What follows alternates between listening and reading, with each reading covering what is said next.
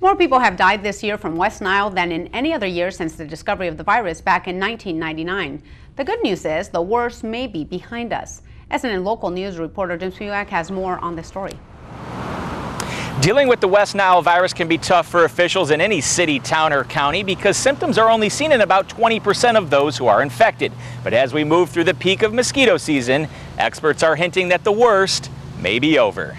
If you have a lot of mosquitoes and a lot of infected birds together, then you have a greater threat. Nationwide, 118 people have lost their battle this year against that threat, the threat of the West Nile virus. It certainly causes us to pause for a moment and think about how we prepare for that in our own community. More than 2,600 people have contracted West Nile during the nation's worst outbreak since the virus was discovered 13 years ago. You're going to have different elements, a lot of different variables, and it takes them all just to be just right to have a lot of overlap and bridge vectors transmitting to humans. But as officials across the country are now hinting that the worst may be over with, local leaders say this year was never a big concern. As far as West Nile goes this year, we're tracking about the same level of virus in our sentinel populations as last year, a very low level.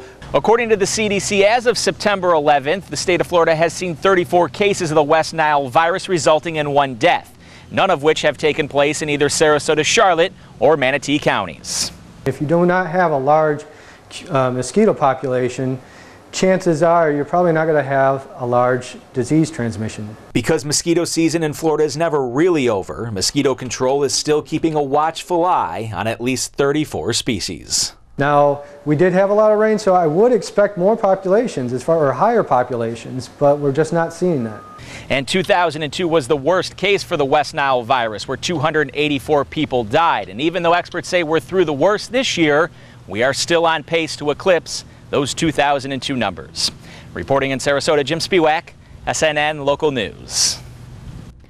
Now, experts believe mosquitoes get the virus from birds and then pass it along to humans. Sarasota County officials tell SNN Local News usually 30 chickens test positive for West Nile every year, and that this year they've already counted 16 chickens that tested positive, with high mosquito weeks still ahead in September and October.